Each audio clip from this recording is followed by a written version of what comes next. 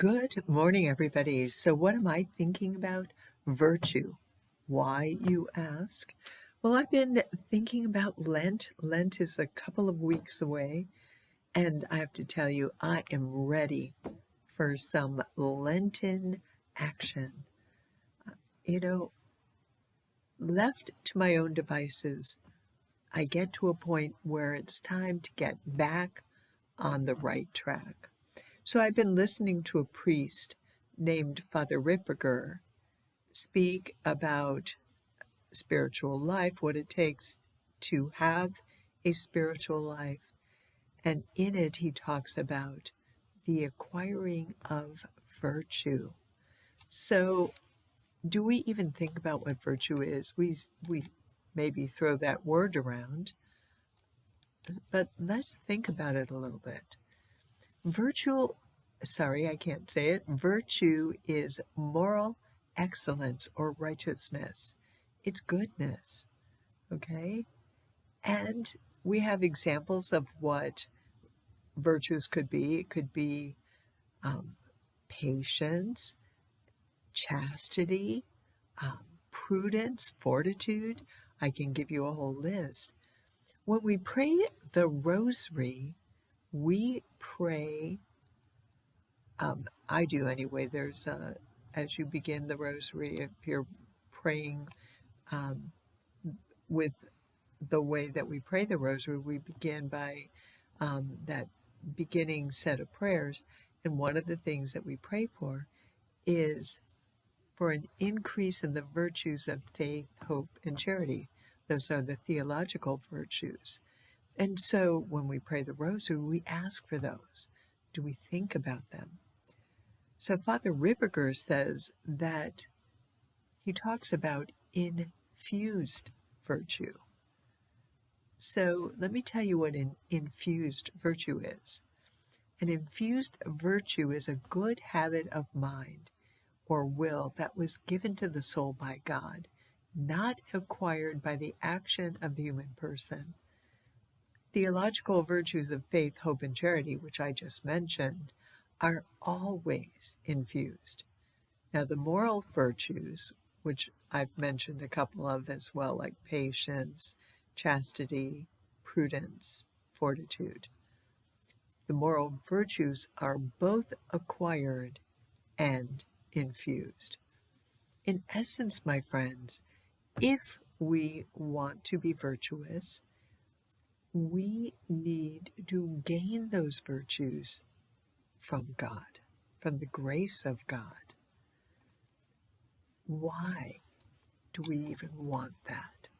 So, Father Ripperger points in the direction of St. Thomas Aquinas. So let me share with you what I learned about why you and I should grow in virtue. Because it makes you and I good, and it inclines us to good action. This is how St. Thomas says it. Virtue does two things to a person.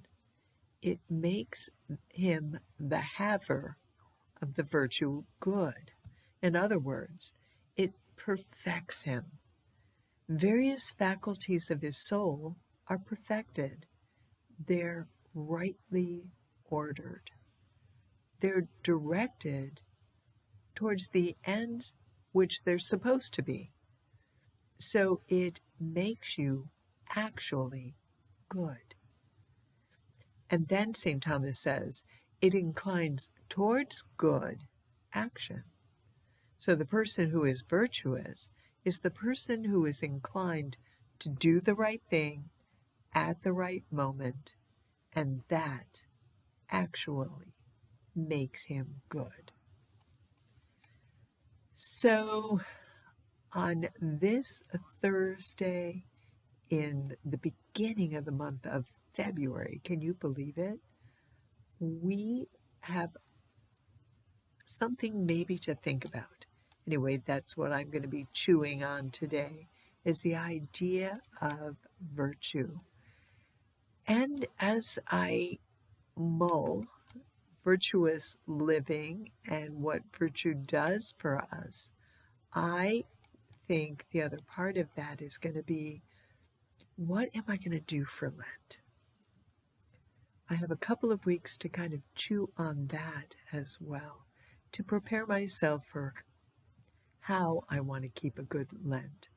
I always have to give it some thought in advance so that I truly, mindfully choose how I'm going to spend those 40 days.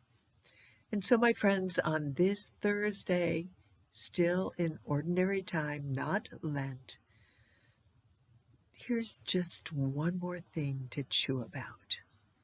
How can I and you become virtuous?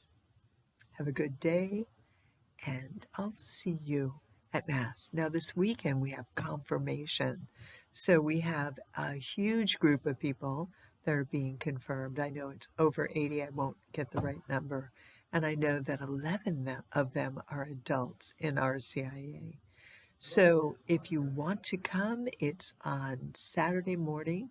We have Archbishop Sample coming to confer the rite of confirmation on our confirmandi, and you're invited to come and pray with them, and to pray not only with them but for them.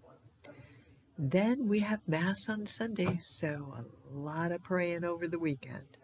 See you there, and God bless you on this so far not rainy Thursday.